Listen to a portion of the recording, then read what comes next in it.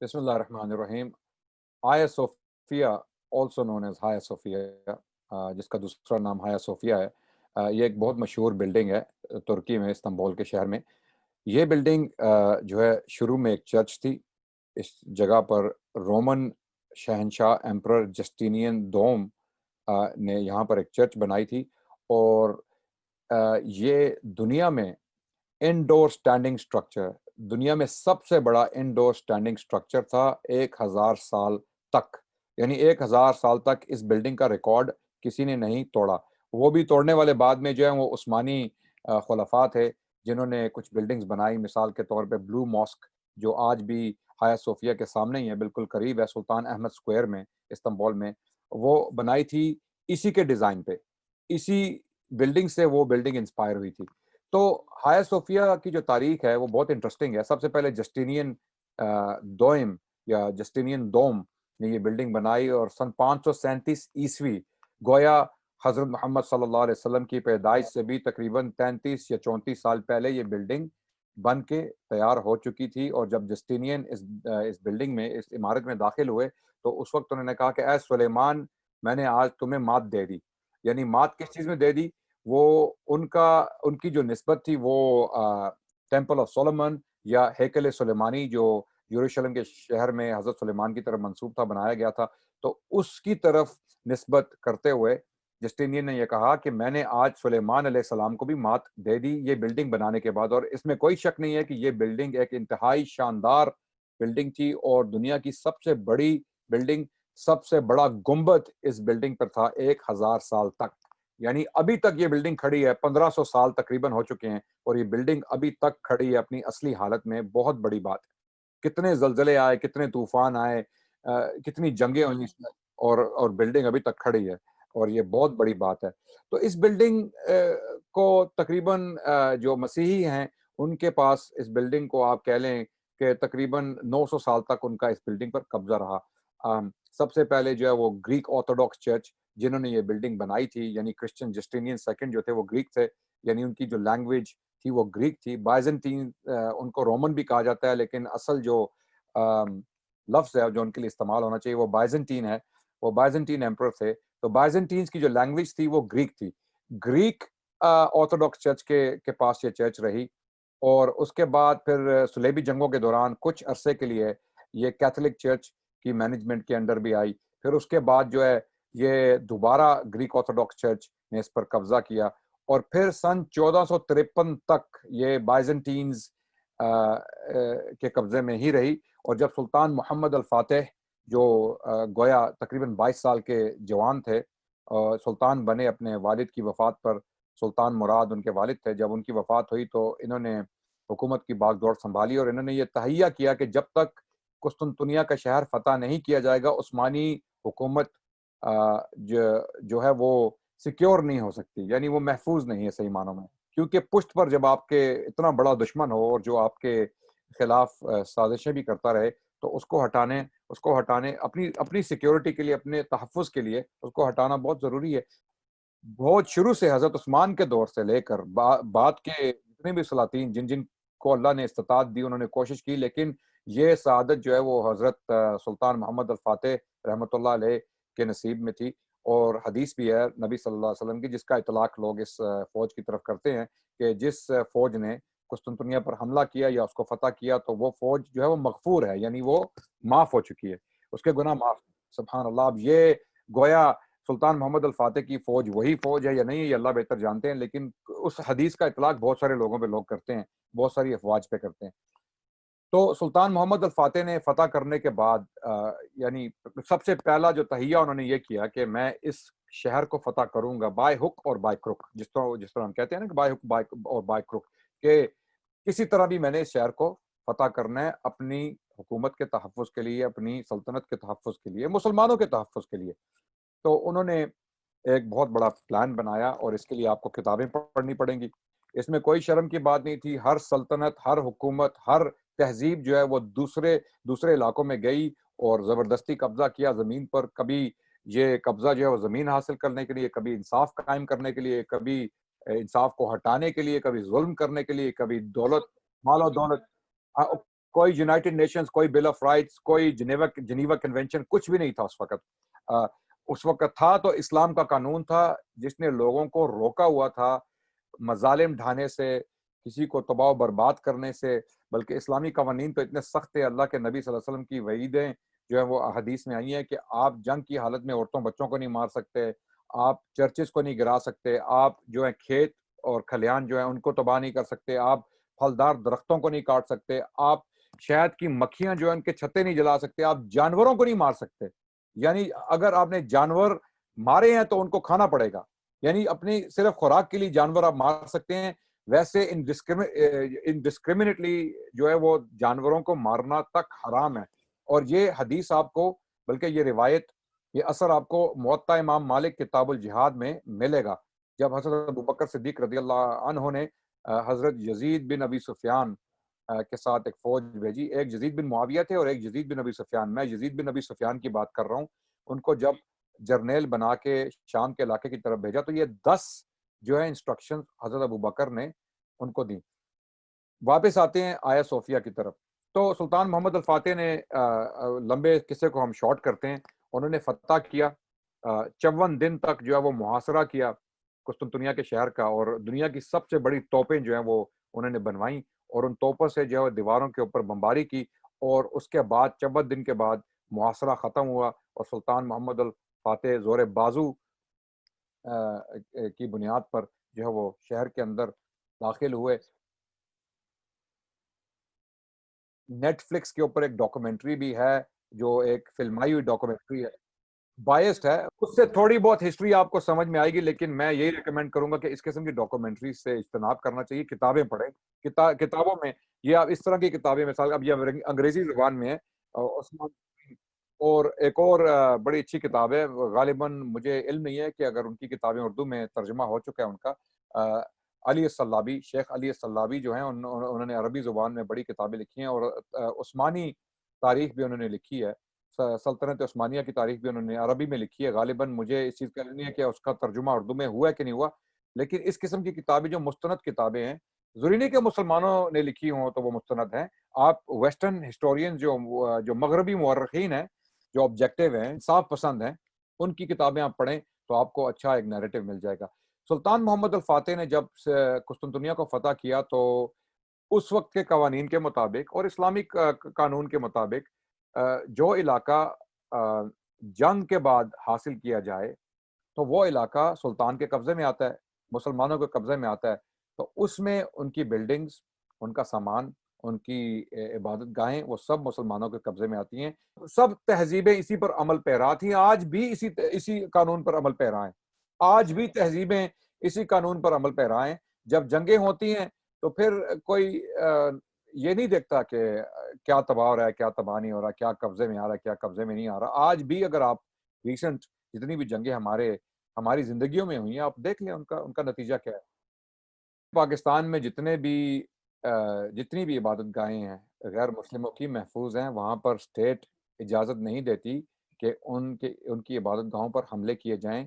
جو کھڑی ہیں، جو بنی ہوئی ہیں، جو ابھی تک استعمال میں ہیں، ان لوگوں کے وہ ان پر حملہ کرنا غیر قانونی ہے پاکستان میں. اور جس کسی نے بھی حملے کا سوچا اس پر قانون کی یہ رٹ جاری کی جائے گی. اور بلکہ انڈیا میں برعکس، اس کے برعکس ہندوستان میں اگر آپ دیکھیں تو مسلمانوں کی مساجد پہ حملے ہو رہے ہیں، باقاعدہ آگ لگانے کی کوشش کی جا رہی ہے.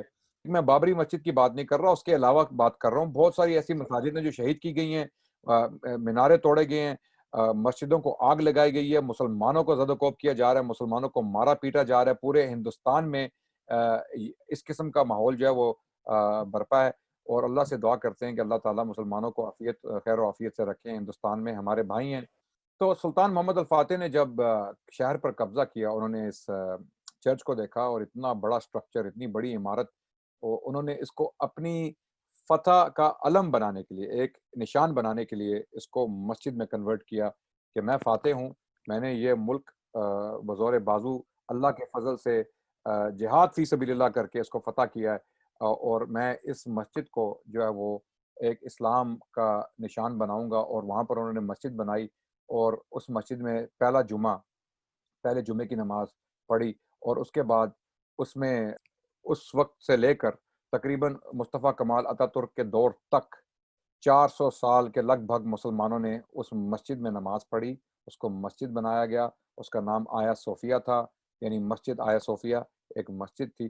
مصطفیٰ کمال اتا ترک جو ایک عامر تھے، انہوں نے جبراً اس مسجد کو مسلمانوں کی مرضی کے خلاف میوزیم بنا دیا۔ ایک میوزیم بنانے کے بعد انہوں نے یہ آرڈر جاری کیا کہ اس کو اب میوزیم ہی رہنے دیا جائے گا۔ پہلے 4 سال اس کو بند رکھا، اس کے بعد ایک میوزیم بنا دیا گیا۔ تو اس وقت سے لے کر آج تک تقریباً 80 سال کے لگ بھگ 80-90 سال کے، کیونکہ 1930 کی دہائی میں یہ جو ہے واقعہ رونما ہوا جب مصطفیٰ کمال اتا ترک نے جبراً اس کو میوزیم بنایا۔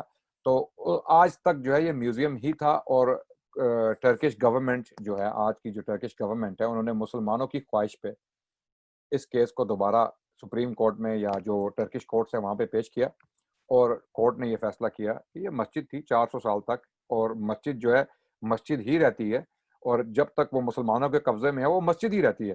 تو کیونکہ یہ ایک مسلمان ملک ہے ترکی، یہاں پر مسلمانوں کا قبضہ ہے اور یہ مسجد ہے، تو ہم اس کو دوبارہ مسجد میں کنورٹ کریں گے۔ تو ایک میوزیم جو جبرن میوزیم بنایا گیا تھا، وہ اپنی اصلی حالت میں واپس جو مسجد ہے آ گیا۔ یہ 400 سال سے مسجد ہی تھی، اور اس پر کسی نے اعتراض نہیں کیا۔ ٹھیک ہے، کرسچنز کو اعتراض تھا، انہوں نے علاقہ اپنا جو وہ کھویا، قسطنطنیہ کا پورا شہر کھویا۔ ظاہر ہے کرسچنز، پوری دنیا کے کرسچنز کو اس پہ افسوس تھا۔ روم میں جو وہ قیامت بپا ہو گئی، اور باقی جو یورپ کے کرسچنز تھے ان میں بڑی تکلیف پائی گئی کہ قسطنطنیہ جو ایک سمبولک شہر تھا کرسچن ورلڈ کے لیے، اور یہی ایک وجہ تھی کہ سلطان محمد الفاتح اس شہر کو فتح کرنا چاہتے تھے، کہ جب یہ شہر فتح ہو گیا تو جو صلیبی جنگیں ان کے خلاف کی جا رہی تھی یورپ کی طرف سے، شاید وہ رک جائیں یا ان میں تھوڑی کمی آ جائے۔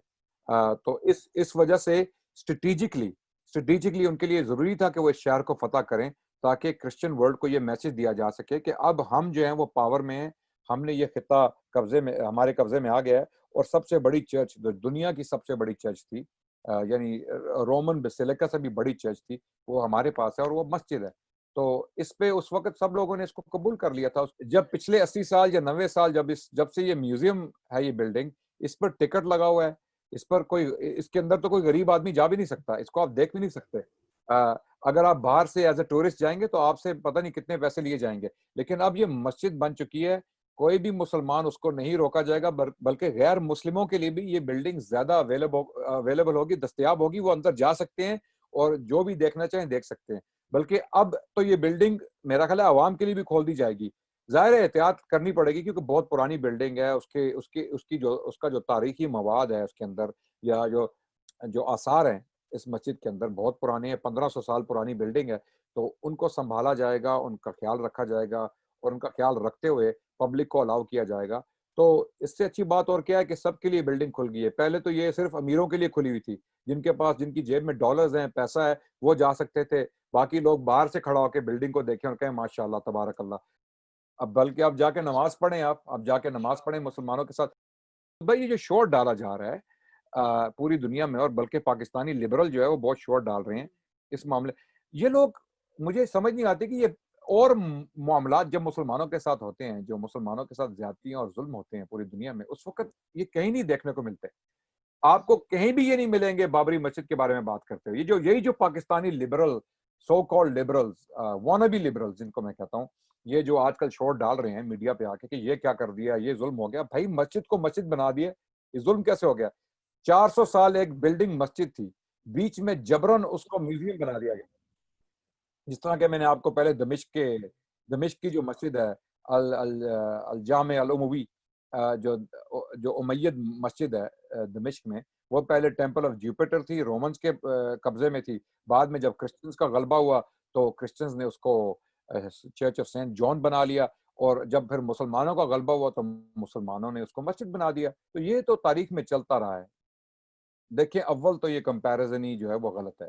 اس کی وجہ کیا ہے کہ صہیونی حکومت، اسرائیل کی صہیونی حکومت نے آج تک یہ دعویٰ نہیں کیا کہ ان کا مسجد الاقصیٰ پر قبضہ ہے، ان کا یروشلم شہر پر قبضہ ہے، ٹھیک ہے، اور اس کی مینجمنٹ وہ چلاتے ہیں، لیکن مسجد الاقصیٰ کی مینجمنٹ آج تک صہیونی حکومت نے کبھی اس کا دعویٰ نہیں کیا، بلکہ آج تک اس مسجد کی جو مینجمنٹ ہے، اس کی جو روزمرہ کی ضروریات ہیں، جو وہاں پر امام ہیں، جو وقف ہے، جس کو ہم اوقاف کہتے ہیں، اس کی ساری باغ دوڑ جو ہے وہ اردن کی حکومت کے ہاتھ میں ہے۔ تو اردن کی حکومت جو ہے وہ مسجد الاقصیٰ کی باغ دوڑ چلا رہی ہے، وہ سب خرچہ جو ہے اس ساری مسجد کا، حرم شریف کا، وہ اردن کی حکومت جو برداشت کرتی ہے۔ تو آج تک اسرائیل کی حکومت نے یہ دعویٰ نہیں کیا کہ ہمارا مسجد الاقصیٰ پر کبھی قبضہ ہوا ہے۔ شہر پر قبضہ ہے، بے شک ہے، اور ایک یہ بات ہوگی۔ دوسری بات یہ ہوگی، کمپیریزن اس لیے رانگ ہے کہ یہ ڈسکشنز اسرائیل میں آلریڈی ہو چکے ہیں۔ اسرائیلی جو مفکر ہیں، ان لوگوں نے اس پر آلریڈی ڈسکشن کیا ہے، اور وہ اس نتیجے پہ پہنچے ہیں کہ اگر ہم نے اس کو چھیڑنے کی کوشش کی، اس کو گرانے کی کوشش کی، یا اس پر براہ راست قبضہ کرنے کی کوشش کی، تو اس کے نتائج جو سنگین ہو سکتے ہیں۔ پوری مسلم دنیا ہم پر چڑھ دوڑے گی اور ہمیں خطروں کا سامنا کرنا پڑے گا۔ یہ اسرائیلی مفکر یہ بات کر رہے ہیں، یہ میں نہیں کہہ رہا۔ یہ اسرائیلی مفکرین جو ہیں یہ آلریڈی لکھ چکے ہیں اس کے اوپر، اور ان کے انٹرویوز بھی آ چکے ہیں میڈیا پر، کہ کچھ جو انتہا پسند یہودی ہیں، صہیونی یہودی، وہ چاہتے ہیں کہ اس کو گرا کے یہاں پر جو ہے وہ تیسرا ہیکل سلیمانی بنایا جائے۔ لیکن اس کے برعکس اسرائیلی مفکرین جو ہیں وہ کہہ رہے ہیں کہ اگر اس طرح کیا تو پوری مسلم دنیا جو ہے وہ اس کا سامنا کرنا پڑے گا۔ اس وجہ سے اس حکمت کے تحت ابھی تک اسرائیلی حکومت نے کوئی ایسا اقدام نہیں کیا، اور آج تک مسجد الاقصیٰ کی مینجمنٹ جو ہے وہ کبھی اسرائیلی حکومت کے ہاتھ میں نہیں آئی۔ تو یہ جو کمپیریزن ہے یہ رانگ ہے۔ وہ ایک اور تاریخ ہے کہ جس طرح اسرائیلیوں نے یا صہیونی حکومت نے یہ قبضہ حاصل کیا بیلفور ڈکلیریشن کے بعد، برطانیہ نے صہیونیوں کے حوالے کر دیا، لیکن کوئی یہ کہہ سکتا ہے کہ بھی غلبہ ہے ان کا، ان کی طاقت ہے۔ بھائی انٹرنیشنل لا، کون سا انٹرنیشنل لا؟ آپ کے مسلمان جو حکمران تھے، جو مسلمان فاتحین تھے، انہوں نے کون سا انٹرنیشنل لا فالو کیا تھا جب وہ علاقوں کو فتح کر رہے تھے اور زمینوں پر قبضہ کر رہے تھے؟ تو اس لاجک کے تحت کوئی آرگیو کر سکتا ہے نا، کوئی کہہ سکتا ہے کہ بھائی ان کا قبضہ ہے، لیکن یہی بات آپ کو سمجھنی ہے کہ مسجد الاقصیٰ پر آج تک اسرائیل کی صہیونی حکومت نے قبضے کا دعویٰ نہیں کیا۔ اسی وجہ سے مینجمنٹ جارڈن کی حکومت کے پاس ہے، اردن کی حکومت کے پاس ہے۔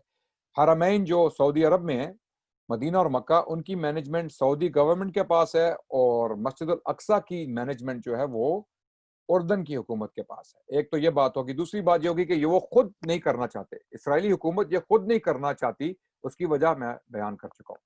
تو یہ جو لبرلز کے پیٹ میں درد پڑ رہا ہے پاکستان میں، بار بار ان کے پیٹ میں جو مروڑ پڑتے ہیں، ہم سمجھ سکتے ہیں کہ وہ کیوں پڑتے ہیں۔